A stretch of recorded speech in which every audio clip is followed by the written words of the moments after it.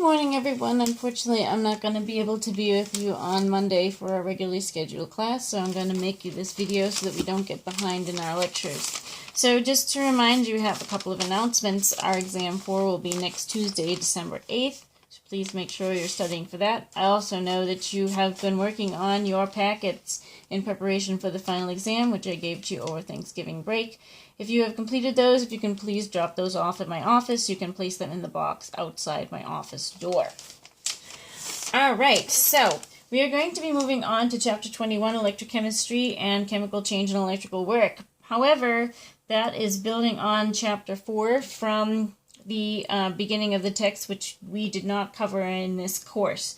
So I just want to cycle back to Chapter 4 to remind you of a few of the highlights of how to do redox reactions before we jump into Chapter 21. So then, what I've done here is I've written out the redox rules for you, so those can be found in the table 4.4.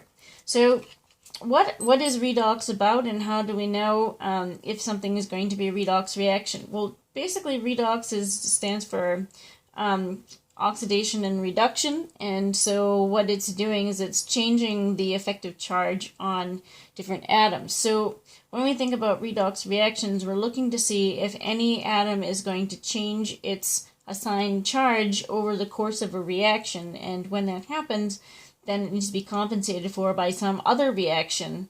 And so basically that happens by the transfer of electrons. And so by having different changes in the number of the redox numbers, then we recognize that as a redox reaction. So how is it that we assign the redox charges? So basically if something is in the elemental form, then the redox number is going to be assigned to 0. This makes sense because in the elemental form it shouldn't be having charges. If it had charges, it would probably be reacting. If it's a monatomic ion, then simply the charge of the ion is going to be the oxidation charge. So if you have Na+, then that's going to be +1 because that's a +1, so that should make sense. The sum of the oxidation numbers in a molecule must sum to 0, so as a molecule it can't be charged. So overall, whatever oxidation numbers are assigned, they must also sum to 0.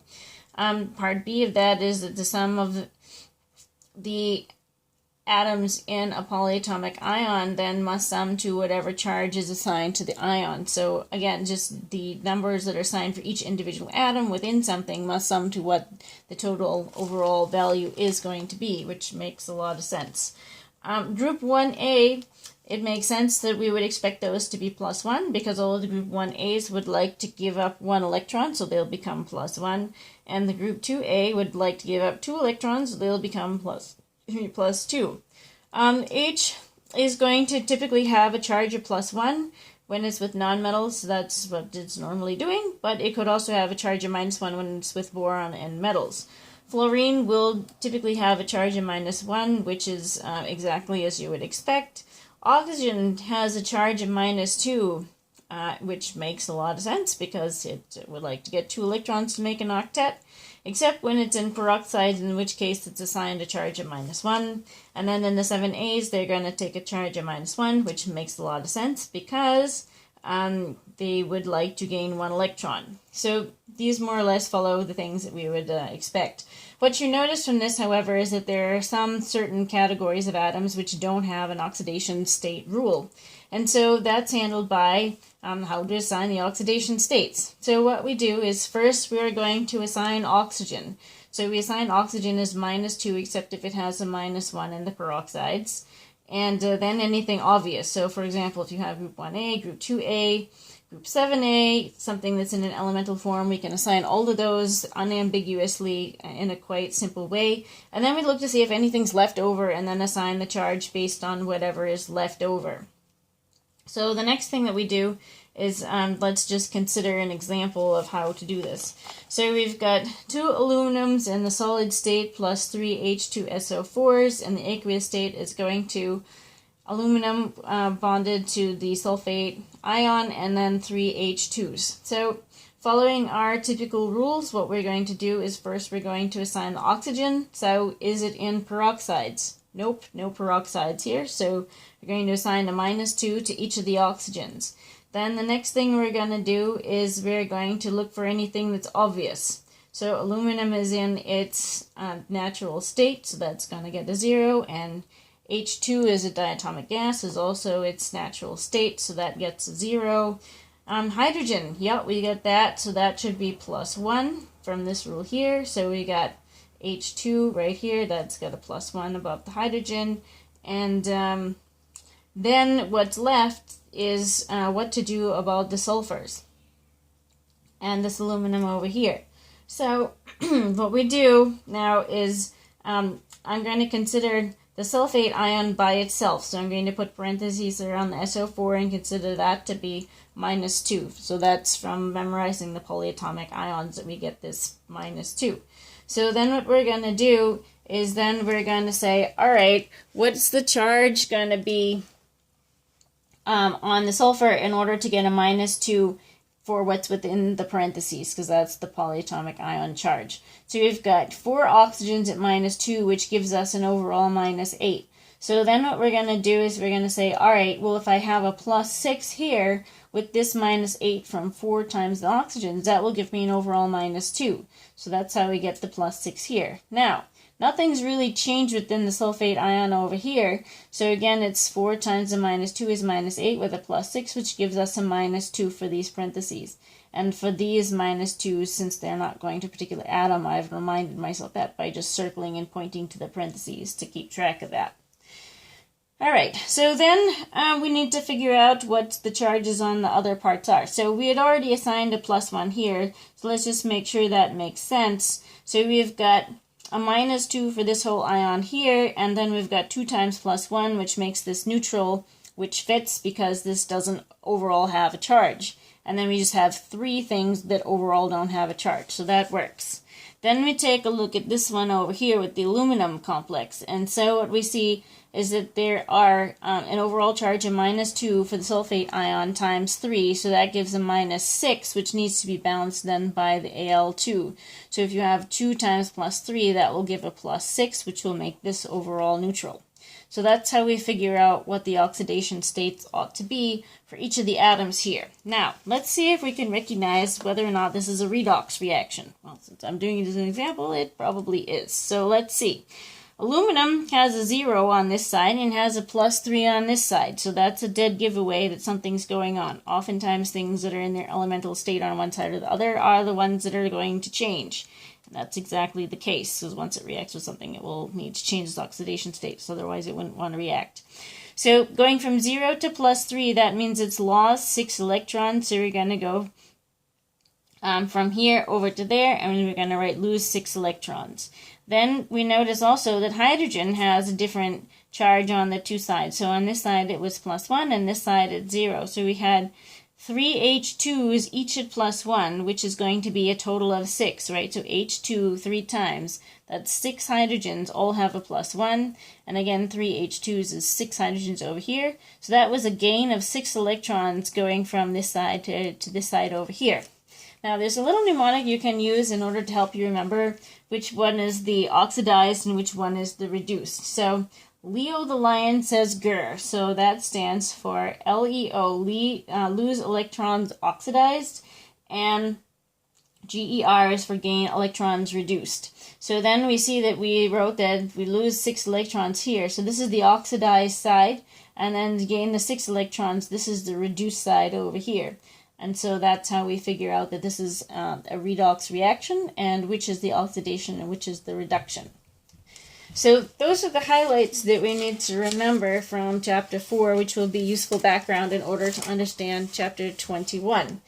So now we can switch over to our PowerPoint, and we can take a look at this chapter in our book.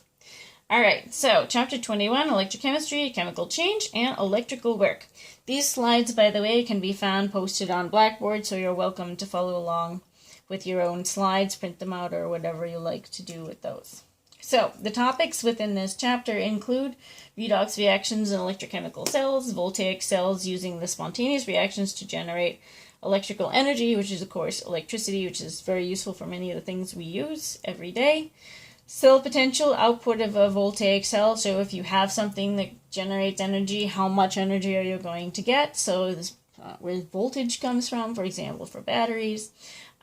So some reactions are going to be spontaneous and some are not going to be spontaneous. So we'll be interested in then getting the free energy when electrical work is done. We'll also be looking at electrochemical processes in batteries in particular. And so you'll also be doing a lab, not this week, but the following week on battery chemistry. Corrosion, of course, is a problem that occurs with batteries. And so what about that? And finally, the electrolytic cells. So this is the case when you need to put energy in, using electrical energy to drive non-spontaneous reactions. So those are the topics that we'll be covering in this chapter, and these first two are going to be the focus of our discussion today. So let's take an overview of redox reactions. So oxidation is the loss of electrons, so LEO, lose electrons, oxidize, and gain electrons is reduction, which is basically the opposite.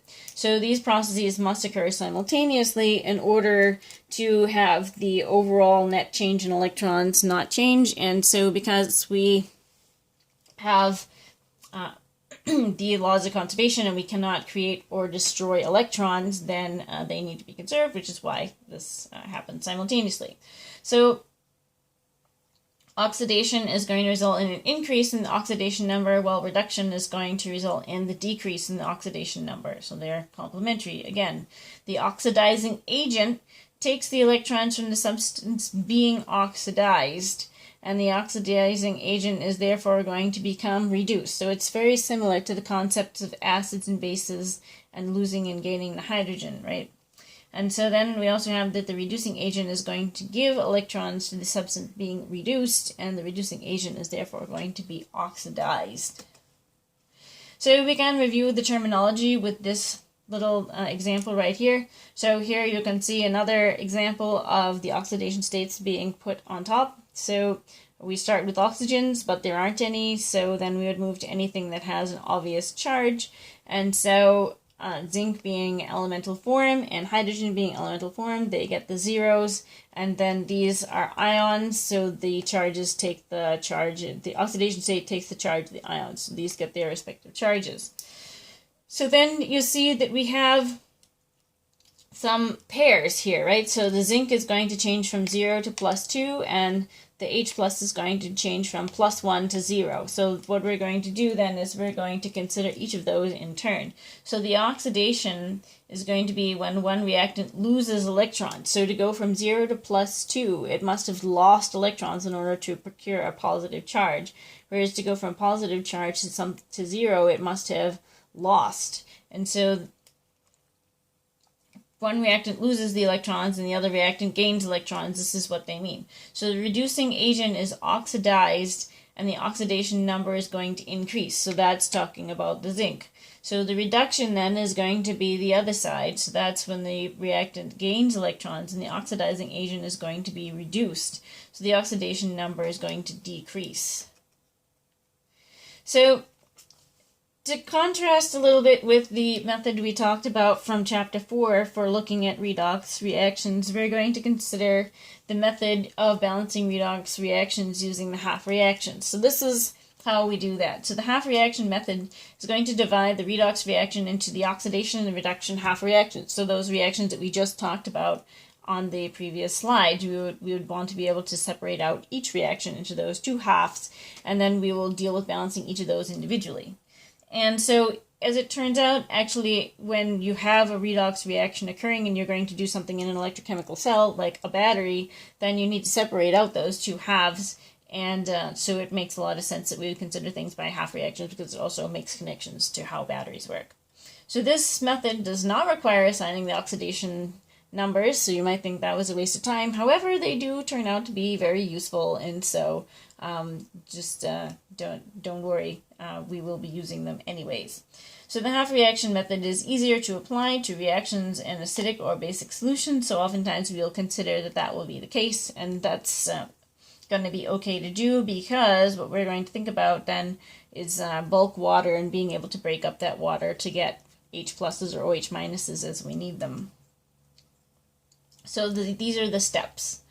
So if we have an overall reaction that we want to balance, this is going to be one of the half reactions that we're going to look at. So if we started with Cr2O7 2- goes to 2 chromium 3 pluses with 7 waters, you see that the problem is that although the chromiums are balanced, the 7 H2Os is not balanced because we needed, so this got introduced because we need to have oxygens for this Cr2O7, right? So we're going to put 7 waters over here to take care of these 7 oxygens that appeared from this polyatomic ion. And so now, since we added the water, the problem is now the hydrogens are off. So what are we going to do? Well, we're going to assume that we can just take 14 hydrogens out of the bulk solvent and use them. Next, what we're going to do is we're going to balance the charges by adding electrons. So is there a charge problem? Well, yes, there is. Because what we've got here is Cr2O7 2-, right? And so the problem is that we also have 14 H pluses, so we've got a net charge of -2 and +14, so that's going to be a net charge.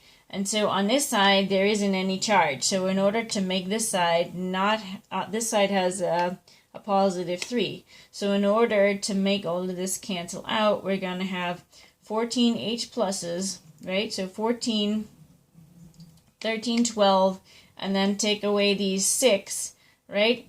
That's going to bring us down to 6. So now we look to see if that's going to balance over here. So now we do 2 times 3+, which will also equal 6. So now we're going to have a net charge on either side that's going to match up. So this is the reduction half of the reaction, and so the chromium ion here is going to be reduced, and because it is reduced as the oxidizing agent, and so the oxidation number on chromium decreases from +6 to +3, which we figured out by assigning the numbers over here, right? So you do this by saying O7 with overall charge at 2-, we say, okay, assign a -2 to the oxygen, because that's the charge we always assign to oxygen, multiply by 7, that's -14. So what would you do in order to go from a -14 to a -2? Well, you need to have a charge that's going to balance out. So there's going to be 2 of those, and so you would then have a +6 on here times 2. So that will give +12, and then the -14 from the O7s, that will give an overall charge of 2-. And so that's how we figure out what to do to balance these for the charges. So although we didn't actually have to calculate the oxidation number, it's useful to understand that that's what's going on, which is why we reviewed the, the oxidation numbers. So now let us consider the other half reaction for this overall equation. So we haven't looked at the overall equation yet, by the way. So we're looking at the other half reaction. So now we're going to balance the atoms other than the oxygen and hydrogen. So it's 2I- goes to I2. Well, there's no other oxygens or hydrogens, so we don't need to worry about that. So we need to consider if we're going to need to do anything about electrons. So you see that the problem is that this side has a 2- over here. So we're going to need to put the 2- on this side as well. So then we're going to have an overall net of 0, which is great. And so then this is going to be the oxidation half reaction. I- is going to be oxidized, and because it's the one that's oxidized, it's the reducing agent, as that's always the case. So the oxidation number of I is going to increase from -1 to 0. So here it's explicitly -1 because it's an ion and it says it's -1. And over here it's elemental form, so that oxidation state is going to be 0. So then we need to take and see if we need to multiply the half reactions if necessary by an integer, so that the overall electrons lost is going to be equal to the number gained. So we have 2 half reactions, one of which loses electrons, the other which gains electrons. So now we need to see if they're going to balance out. So here's the 2 half reactions. Well, so this is one of the half reactions, and we need to consider the overall half reaction, right? So in this case, we had the 6 electrons. So the problem is that, as originally written, we didn't have enough electrons being generated because there's only going to be 2 electrons generated from the iodine reaction. So if we multiply that by 3, then we would get as many electrons as we need. We get 6 electrons being generated here. So now, having this whole reaction multiplied through by 3, we can add the 2 half reactions together, and now the electrons cancel out. So the goal is to be able to cancel the electrons. Then we simply just add the 2 reactions together to get our overall redox reaction. So next thing we're going to do is, if we're in an acidic solution, it's going to contain H plus ions and water, and so we can use the H plus ions to balance the hydrogen atoms. So that we know that when we have an acidic solution, we have an excess of H pluses, so they're available to do this, and so that makes sense. And if you have a basic solution, that means it contains OH minus ions and, of course, water. So to balance the hydrogen atoms, we can proceed as if in the acidic solution, and then we're going to add 1 OH minus to both sides of the equation to cancel those out. So that would be another option of how to do this. So this works because of having extra solvent. You just have lots in excess of H pluses or OH minuses, and also you can consider being able to use waters. So for every OH minus ion and H plus ion that appear on the same side, that obviously is going to make water, and so you can do that and then just assume that diffuses off as bulk solvent. And so the excess water are canceled in the final step if you have some on both sides.